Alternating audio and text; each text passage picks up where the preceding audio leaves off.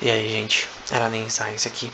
No vídeo de hoje a gente vai continuar falando, né, sobre a influência da matemática na física. Às vezes não é tão acurada e precisa, com o paper do Schwartz e do Gödel, que a gente vai ver posteriormente.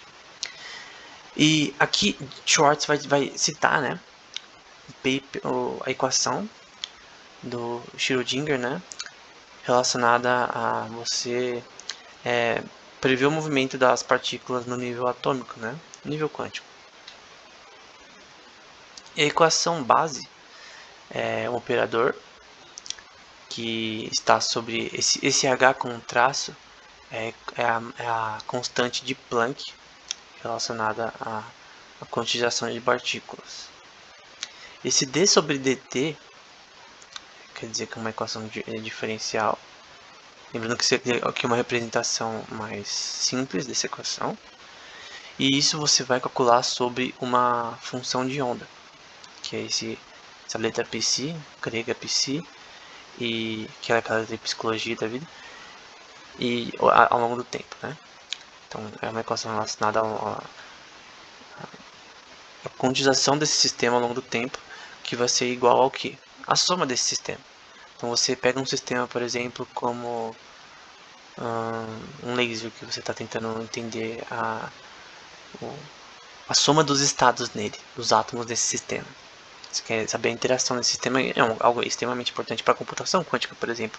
Você tentar controlar os qubits, né, os estados dos seus átomos de uma forma correta. Vai ser igual a essa letra H. Esse H gigante com um tracinho em cima é chamado de Hamiltonian, que foi criado, um tema criado antes da física quântica, mas foi usado posteriormente, que vai ser a soma dessas partículas quantizadas nesse sistema. Então, basicamente, você quer saber sobre uma função de onda de partículas, de luz, por exemplo, de fótons, de elétrons, não importa. A gente já vai ver relacionado ao hidrogênio. Tem um elétron. A equação descreve o movimento desses átomos ao longo do tempo. E aqui é a aplicação dela para um átomo de hidrogênio. Por que átomo de hidrogênio? Porque é mais fácil, tem menos coisa para lidar. Porque é um elemento com menor número atômico, né? Então é mais fácil de você calcular as coisas do que algo mais complexo. Então aqui já é relacionado à química também, né?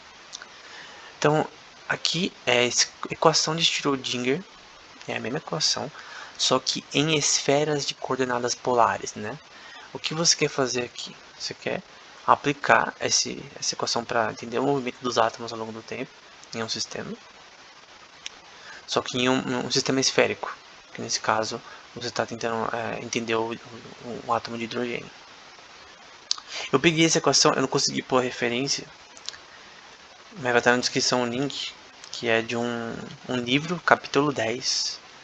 Livro texto, sabe? Aqueles livros padrão de faculdade da Universidade de Washington, mas não tinha o título do livro, eu não conseguia achar. E aquele verde ali é a potência de Coulomb nesse sistema. Vai ter algo também importante que vai ser aquele L, talvez você não porque tudo isso daqui é a mesma coisa que a equação de Schrödinger, só que aplicada num sistema esférico. A questão aqui é que uma coisa talvez que você não conheça é esse L.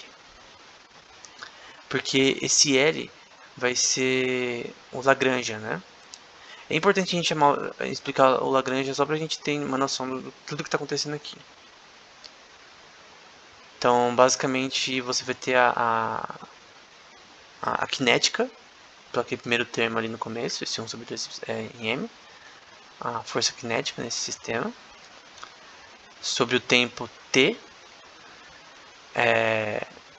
Então, basicamente, você vai tentar ver nas coordenadas x e y os movimentos desse sistema ao longo do tempo. Talvez seja a melhor forma de explicar. E você vai representar toda aquela equação passada em literalmente uma esfera, né? Para quem já estudou computação quântica, a gente chama isso de Bloch sphere, né? Ou a esfera de Bloch, enfim. E basicamente você quer entender a translação dessas partículas no sistema, né? No caso do hidrogênio, como o sistema do hidrogênio ele se move ao longo do tempo, né? Das partículas. E você pode depois fazer isso uma soma, né? Não só de uma apenas, mas de várias ao mesmo tempo. E você consegue fazer uma série, né? Uma série temporal desse sistema. E o Werner Heisenberg, um cara que a gente falou em outros vídeos, é o cara do princípio da incerteza. Vai ser muito importante para a gente também saber sobre o quanto a matemática atualmente, a matemática atual relacionada à física quântica, ela não tem acuracidade. E por isso que é importante, porque o paper do Schwartz basicamente quer dizer isso. É errado a gente dizer que matemática é tão correta e constante quanto parece, porque na verdade ela não é tão correta e constante. E às vezes ela não consegue responder algumas coisas que a gente precisa responder para avançar em alguns assuntos da ciência. Por exemplo, na computação quântica a gente tem vários problemas relacionados a, a quantum memory, né? Memória quântica de você conseguir no computador quântico armazenar os estados do sistema, dos átomos, do seu sistema dos qubits por muito tempo, porque tem muita interferência. Mas a verdade é porque a gente não consegue resolver esse problema por uma questão não só física, mas também matemática. Então, o princípio da certeza de Heisenberg vai ser muito importante para essa questão.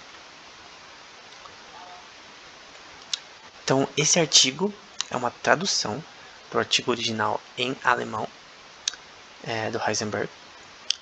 E uma palavra que é importante nesse artigo é um Anschaulich, que é basicamente relacionado a essa questão de incerteza, né? Então, essa princípio da incerteza tem a ver com algo que não é aparente num sistema, né? Nesse caso, num sistema quântico, nesse caso, né? Por exemplo, de um átomo de hidrogênio, por exemplo. Você quer saber o movimento das partículas quando tem que prever elas. Então, é isso que você quer fazer. Isso se aplica para várias questões, tá? Buracos negros, campos gravitacionais em geral. E todo o sistema do universo você vai ser aplicado esse sistema, essa questão. Serve para sistemas grandes e pequenos. E aqui, por exemplo, é uma versão moderna de experimentos relacionados ao hidrogênio, as funções de onda de hidrogênio. Então você pode entender as funções de onda em diversos aspectos de átomos de hidrogênio. Isso não tem nenhuma dúvida. Só que o princípio da incerteza de Heisenberg talvez seja mais difícil de compreender para sistemas mais complexos. Então, primeiro eu tenho que dizer algumas coisas importantes. Momentum.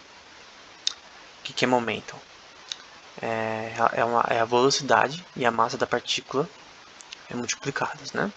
Então, o momento da partícula é igual a massa vezes a velocidade. Isso é importante para você conseguir saber a movimentação dessas partículas ao longo do tempo, que vai ser importante para você prever esse sistema. Esse L embaixo do momentum é o angular momentum, ou momento angular, que basicamente vai ser a mesma coisa, só que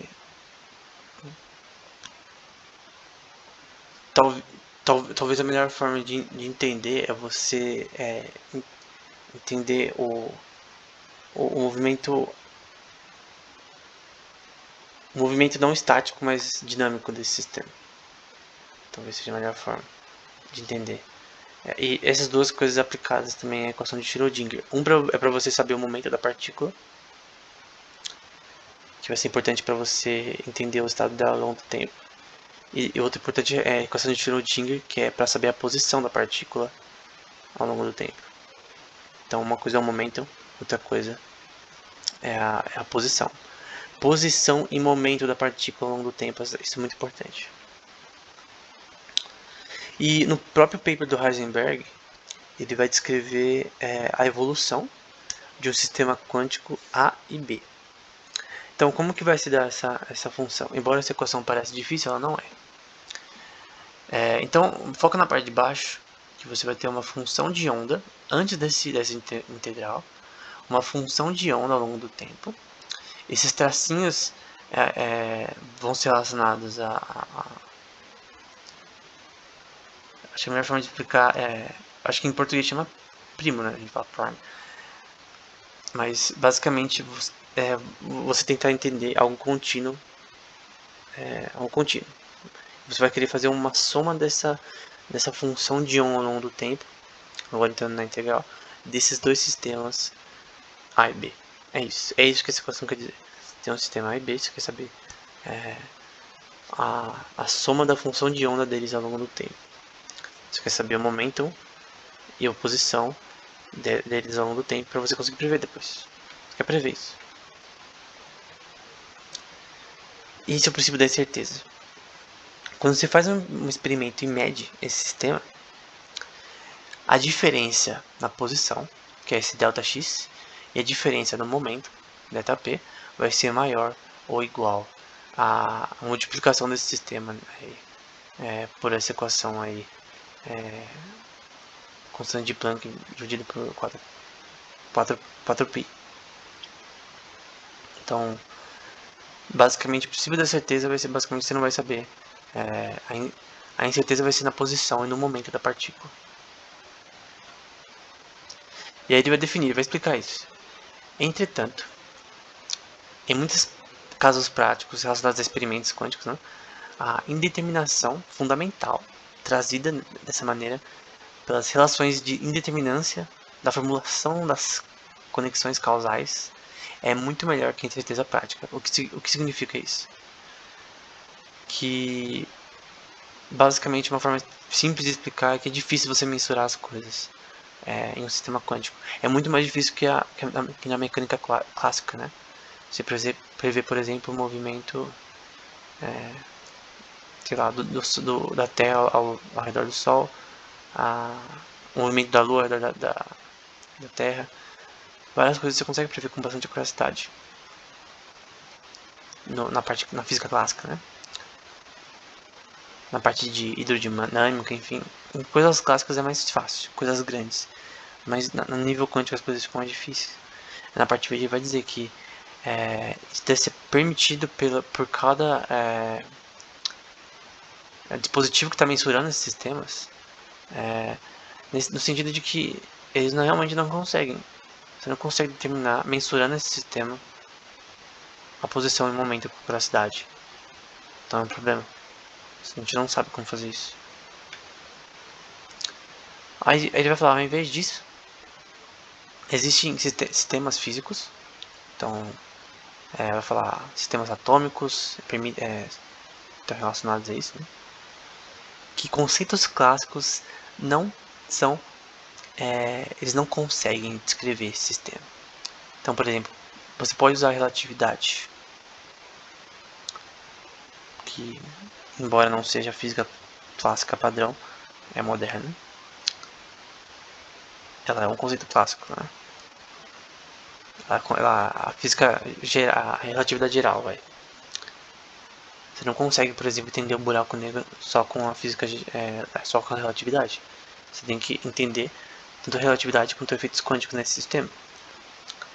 Só que o problema é que em sistemas quânticos a gente tem problemas em descrever corretamente com a curiosidade o sistema.